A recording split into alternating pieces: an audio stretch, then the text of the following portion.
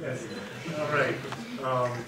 Now I don't have to admit I don't have time to prepare really, but I can just say that I did enjoy the Highlander series quite a bit. I thought I enjoyed your take on quite a bit, and it was really neat to see how the mythology, the Highlander mythos, how it evolved, especially when the original one came on board and guest starred.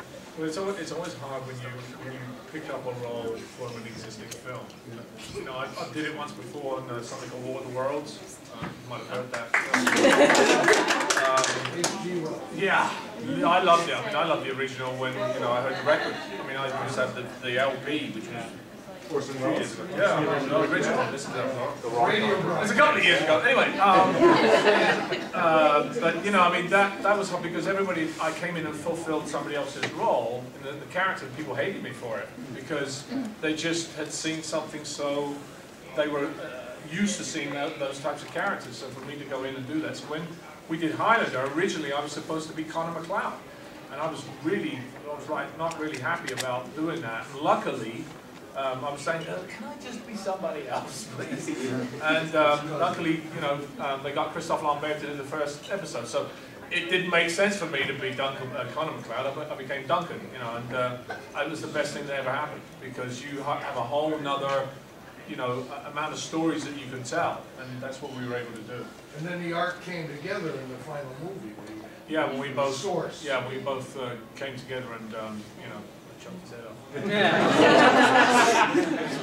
Minor thing, yeah. I didn't want to do it.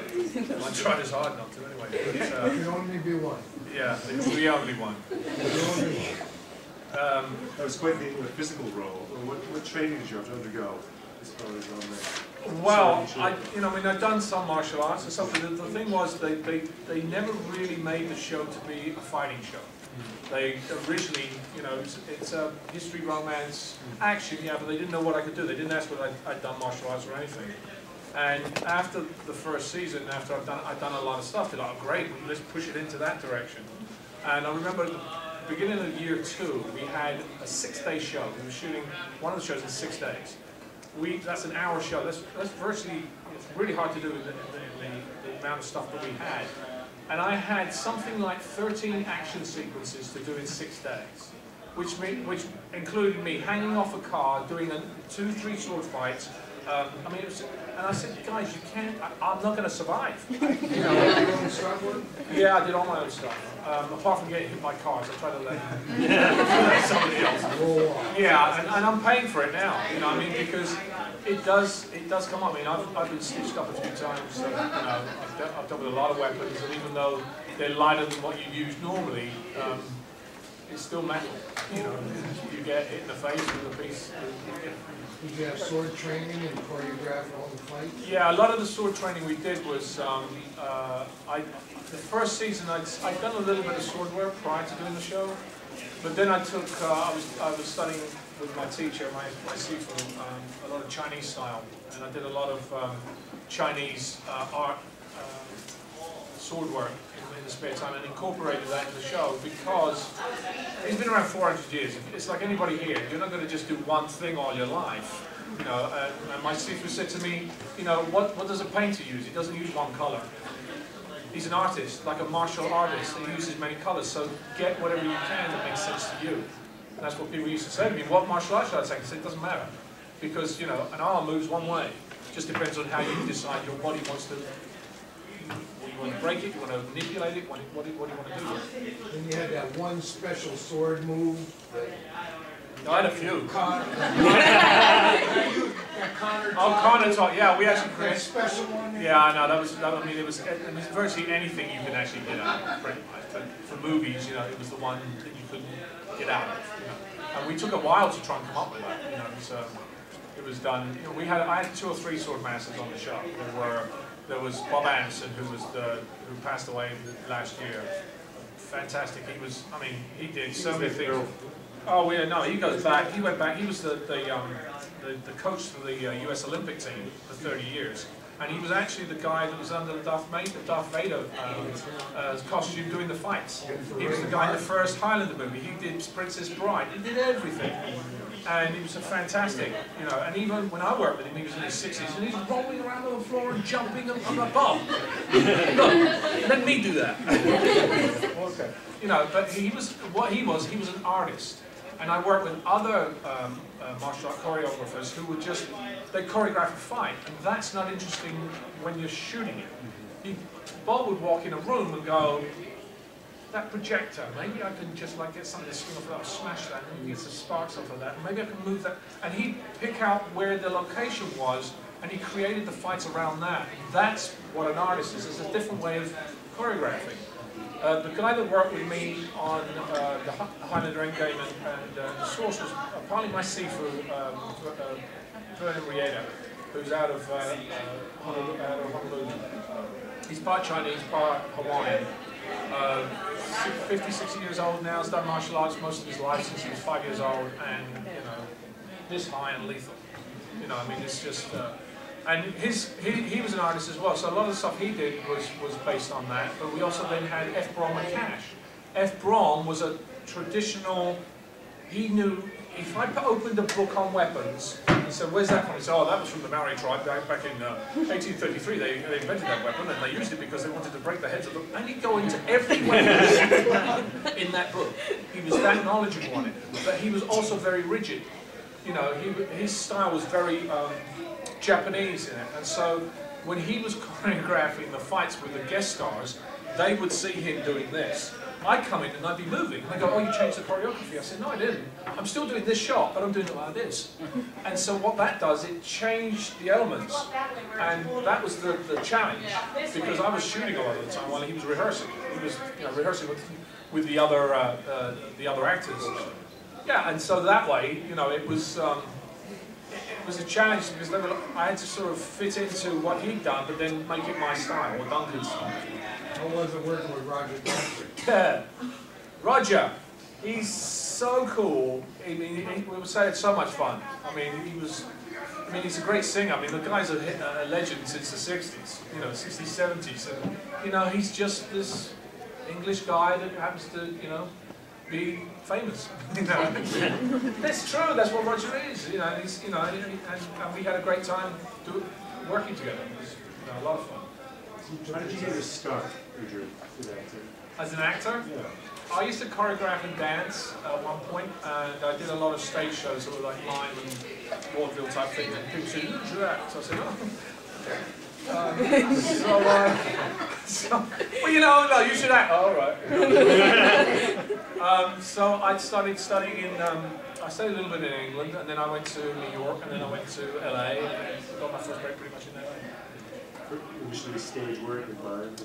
Yeah, but there's a lot of, I was in front of small, you know 30, 40, 50 people in dance, and we do little skits, and, you know, it's kind of vaudevillian in its way it was done. So, And we traveled all over Europe doing that, so it's kind of, it's a lot of fun. and how'd you get the Highlander break? What led it to that? I walked into a hotel room when they first were casting Highlander. I'd actually gone into the casting office where they'd actually had a Highlander 2 poster on the wall, and I said, "I'm going to do something with that." And I knew it. I just knew I was. You know, that was too cocky. I don't know what I was. And I walked into the hotel room, and I was the first person they saw for the role. And I said to them, "You don't have to go and choose anybody else. You've already got your guy." You cheeky, you know. Well, I had to try and do something, you know. So. And 3 months it took to then go back and read for them, do a screen test, wait for them, because there was, at the time there was Italy, Germany, France, and the US decisions. So everybody had a different favourite, and it came down to 2 of us. And you know, people said, "Well, what if the other guy got it?" Well, it would have been a totally different show. You had long hair.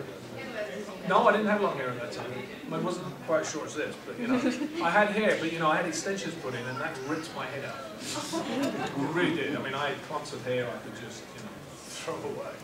But you know, Dark Shadows? Dark Shadows. Wow. Was that supposed to be a small part, or if the show was continued, would it be out? Yeah, if the show was continued, they would consider bringing me back for something else. I mean, I love playing that character because it was a bit of a comedy relief for me. You know, because I was playing the the bumbling brother, younger brother, and, you know. It's all the Ben Cross. Yeah, with Ben Cross, yeah. And so I had a great time. That was back, and we shot that in a haunted mansion, and that mansion was haunted. I'm telling you, it was, because I was in a room, and there's no word of a lie. I was in this room, and apparently it was it's called the Gladstone Mansion in Hollywood, and it was supposed to be an oil billionaire, and his son had owned the place, and his son had died, and the billionaire lost all his money there, and the son committed suicide in the mansion. They said, oh, it's haunted. I said, oh, really? And they go, yeah, and the security guards would say, at night we used to go and lock the doors. You'd have to lock all the doors to make sure you could set the and every time, this one door kept getting reopened. And then there was other people saying, so I'm like, all right. So on one day I'm having prosthetic makeup because I had a thing, and the prosthetics they put on you, literally, I don't know if any of you know, you literally, and that's all you can, all you got is like tubes to breathe out of. You can't see or hear anything. And I'm sitting there, and the guy's done the prosthetic, I'm sitting, and suddenly I feel this, oh wait, that's not what I'm not, and I'm thinking, oh, it's the fan, you know, I felt this cold kind of thing touch me. And I'm like, and then I felt it again, and I'm like, you know, it must be the fan. And I hear the guy talking over there. I know he's not near me, he's not past, because he's talking to me over on this side of the room. He takes the thing off, the fan's not even pointing anywhere in my direction. And the door hadn't even been opened, and there was no window open, so something had just come, and I was like, oh, I still feel it. I don't know what it was, but, you know, so that was my Dark Shadows experience. After all the build-up of the series and the movies, what did you think of the final prize? Well, you know, when you write a script, you have to know what your end is. They didn't. I mean, and I think that's the problem with, you know, a series that lasted, Highlanders lasted 25 years now, right? More, 1987, I think, 85. I think it started when the first Highlander movie came out. So you're talking about, you know, 25, 26, 27 years. It's as long as the Bond franchise. But my personal opinion is I think they've made some mistakes along the way. You know, I mean, the second movie's not really even mentioned anymore.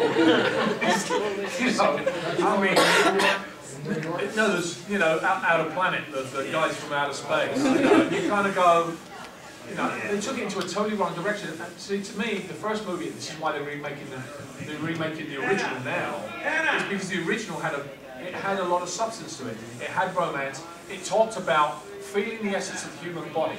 It felt, it was a really spiritual type movie, and everybody could get to that part of it, as well as the action, as well as the romance, as well as the history. It had that in it.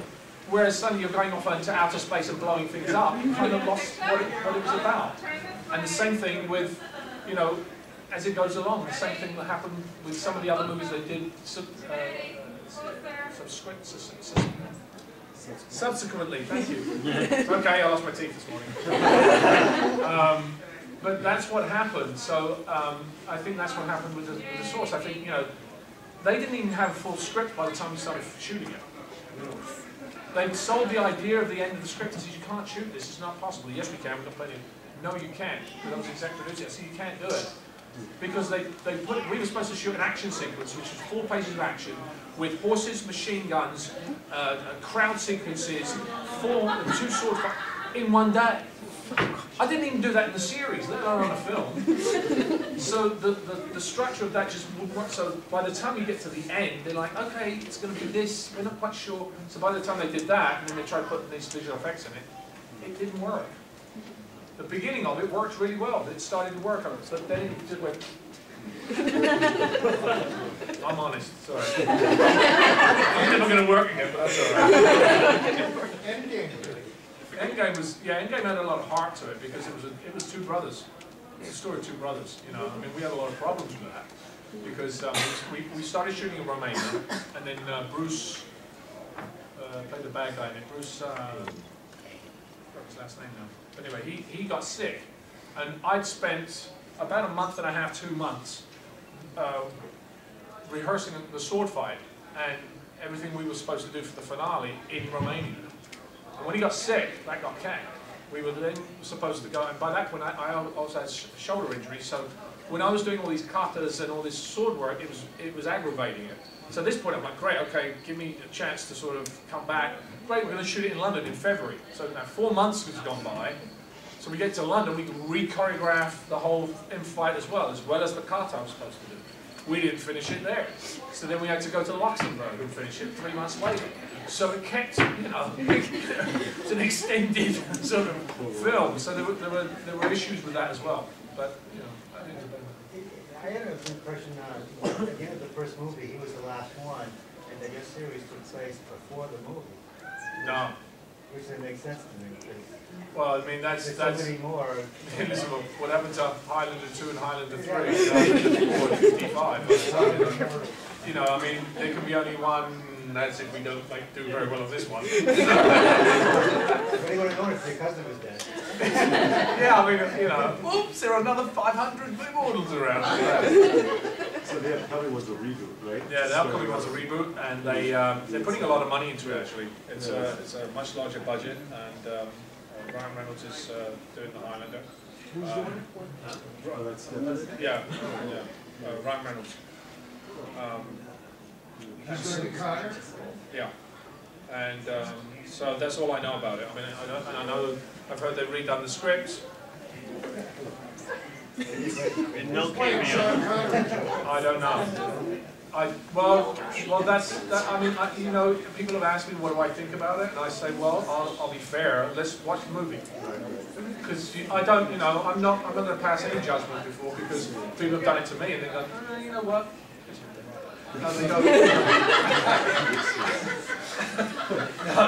You know, so I'll wait to see the movie, wait to see what it is before it comes out. Would you do a cameo if they offered it for you? Yeah, sure. I mean, but I don't think it matches that particular story. I think, you know, if they do another one afterwards and then they bring my character in, I'll probably be about 80 by that point. No. But you're immortal. I'm supposed to be. It doesn't work in real life. Say you're sitting where we're sitting. What actor would you like to see where you're sitting? Which actor would you like to be able to interview and meet from the history of film? For the history of film, who I'd like? Cary Grant, or I mean, I thought he was great. I mean, who else? I used to Kirk Douglas. When I was a kid, I saw Spartacus. And I know they revamped Spartacus, but he wasn't my hero because he was mad at that. I wanted a cleft chin and that and that. I mean, who knows what it was, why I wanted that at the time, but that's who I wanted. But, you know, there's so many actors that Laurence Olivier would be another really, I mean, I come from an actor's background, not a martial artist background. I just happen to be part of what I do, although a lot of people are like, well, that's what you are, isn't it? I'm like, no, you know, they can still put me in that category. So, but yeah, those would be ones that come up to spring to mind. When you growing up, were you athletic? Did you play sports? Yeah, I've done most sports. You know, I played semi-pro soccer. I was on the athletics team, the cricket team, the rugby team. That's in England, obviously. You don't play all those things here. But, you know, cricket.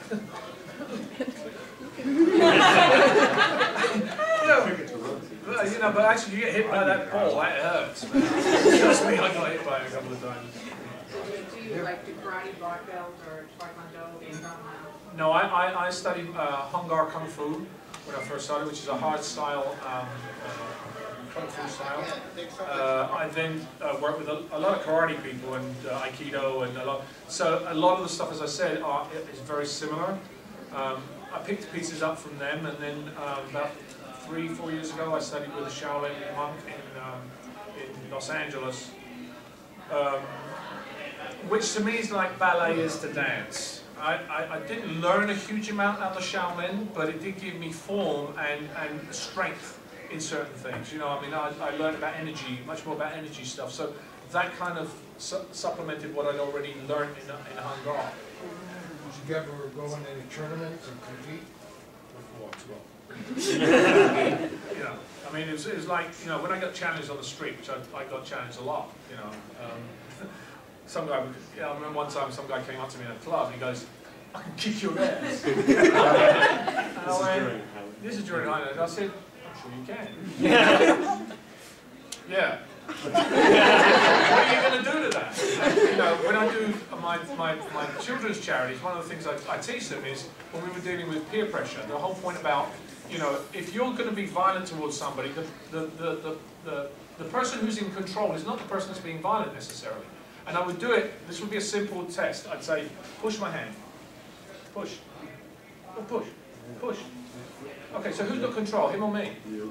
Right, so that's the whole point. The whole point was that you don't necessarily have to be aggressive to be in control of a situation.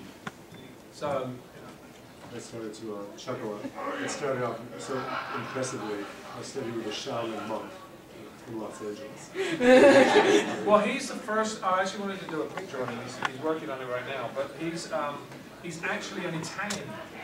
He's the very first Occidental that's actually been allowed to be, and he went through the whole ritual. Yeah, he studied in. He actually studied in Korea. He's a real deal. And he went to. Then he all the things that they studied in Shaolin. Really interesting story. He had he saw a leaflet when he was a kid in Italy on the streets.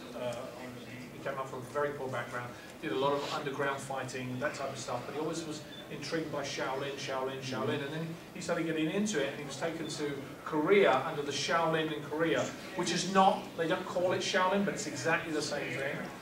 He had to leave there 3 years into the 7-year program, went to Los Angeles, studied, or kept doing the whole process, the whole thing, and was invited to China by the Shaolin Temple.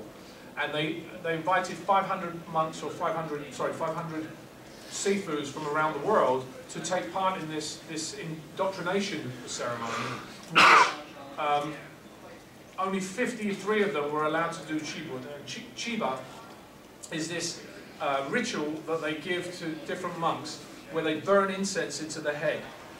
And you have to, literally, and only 45 of them actually went through it. He was one of them. And he's the very first non-Asian to actually go through that, which has caused, interesting, a lot of racial problems, you know, from the Asian community for him to those that didn't accept it because they think, well, this is just, you know, this is just our thing. It's not, you know, but you know, it's a very cultural. But so interesting story, interesting. But it's all to him. He's the purist because if he's not, then he gets accused of not doing it correctly. So he's so pure along the, which is almost more old-fashioned than some of the other guys that did it. I also studied with Chao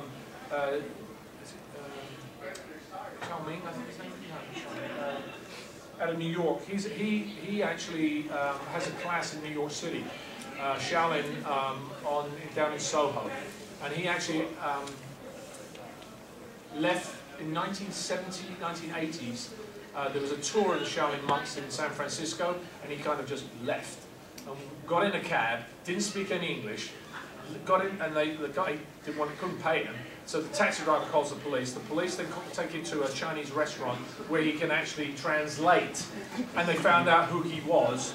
Somebody came and got him from New York, took him to New York, and he's been there ever since. And he runs the Shaolin USA Temple in New York. I've studied with him too.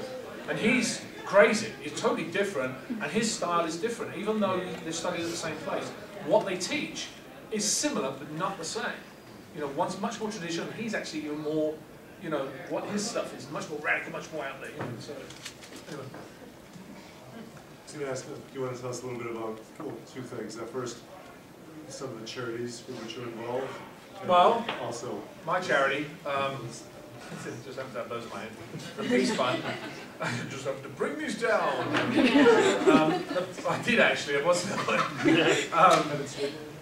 Yeah, I just gave this to Kevin actually. But I have a charity called the Peace Fund. Peace stands for Protect, Educate, Aid Children Everywhere. I started it in 1997 because on Highlander, what I saw was so many kids looked up to me for being a celebrity. And I thought, you know what, I should be able to do that with other celebrities and bring them to affect the lives of kids or give them some sort of inspiration. So I started the Peace Fund, and I started off with a program called School Makes a Difference, which is taking celebrities into schools. I took them into, we dealt with New York, with Los Angeles, Arizona, Denver, Colorado, and we take them into schools depending on what the school wanted. you know, what they were geared to, whether it was gang violence, whether it was drugs, whether it was education. We would gear these, you know, half-hour classes with 20 kids in them, run by one celebrity, and these kids would rotate through all the classes. And it did very well, but it got bigger, and I couldn't handle it. I was only doing it with like 2 or 3 people. And when you're dealing with that, I just couldn't handle it. So in 2003, I revamped it to actually start raising funds for other charities that were underfunded, that actually met the criteria that I wanted to go under, which was you had to be underfunded, and you had to, the money that we gave you had to go directly to helping the kids, not to administrative costs. Because I was not, you know, I've seen it, you know, there's 60% of the money goes to them, or 50% or 45%. And to me, that's not part of what charity is about. Our entire organisation is volunteer run. It's non-profit. It's totally non-profit. That's what it's for. And I'm about to start a radio show, which I'm going to be bringing in other celebrities to talk about their charities. So my idea is to bring charities together, talk about it, and see how we can collectively, like a social media, bring ideas, shed ideas around, and help kids in different parts of the world. Because I don't think it's just. Kevin Sorbo's got something on, Won't Fit for Kids. Yes, I just saw. He just gave me that now, so I'm going to be talking to him and maybe bringing him on the show. So, you know, and I'll be talking to other celebrities I know that, you know, I can bring on. So that's what I'm doing with this particular. The charity aggregator. Put it all together. Yeah, well, that's, you know, it's like being. I'll be the Facebook of charities. Get the Queen involved. Yeah. You met the Queen? The Queen or Queen? No, I can't say I haven't, man. No, Freddie, no. No, I've not met the Queen. So she wanted me around for tea one day, but I should have Highland. Sorry? Knight the Highland. Yeah, exactly, yeah. Where do you hail from originally? I'm London born. Yeah, I was born and raised in London and lived in the US for 25 years. So along with, sorry. No, go ahead. Oh no, along with the charity, what else are you working on? Any projects, film and all? Well, I have my production company, which is called Film Blips, that I'm producing and directing different projects. We're just in the funding stages on a few. I also have a film coming out in, I want to say February, I think it's February, for the Hallmark Channel, called The Confession. And I've just been looking at a couple of scripts somebody wants me to work on, one in Europe, one in the US, for early next year. So I've got a few things I'm trying to push through, you know, but it's like anybody else, times are tough, you know, and people are doing things that they wouldn't do before, and, you know, everybody's changing the way they work, and do business is done. It's just, that's the way it is. So, you know, I think it's, social media's changed it, reality TV's changed that, you know, as well as, you know, every other business around the US and the world has had to adapt to what the economy's now given us. So that's What character are you playing in The Confession? No, The Confession is actually, no, actually I play the husband of the mother. It was actually from, it was from 2 books. Beverly Lewis wrote the first one. It's about the Amish, and it's about this daughter, this rich mother who gave her daughter away, and she finds her daughter again, although she's trying to find her daughter, and then she's dying of cancer, so she thinks she's never going to see her daughter again, and then she turns up. I kind of stop her from doing that. I'm not a good guy. Well, I am just misunderstood. I'm just misunderstood, what can I tell you, you know? Like, I am, like, you know, I just have a problem. You don't just watch the show to see what it is. No, it's just... I think it's February, I think. You'll find out on the Hallmark Channel when that is. Is there a particular role that you really enjoy playing, or a particular like acting project that was really special to you? You know, I always had fun playing The Breed. I played a film called The Breed where I played a vampire, because it was so internal, and everything was very controlled. It had to be, because, you know, it's a vampire, so it's controlled, and if you let things go, it would come into, you know, it become the animal again. So that was really fun to play. Although, you know, I was playing a Polish 1945 Pole who Polish Jew, and I wanted to make him have an English accent because I didn't want to go more American. They tried to stop me doing that, and I kind of had, he had an accent, but it was kind of English, so I kind of toned it down. But that was one of the challenges. The other challenge was, as I said, playing that. But it was stylistically, it was really an interesting looking film.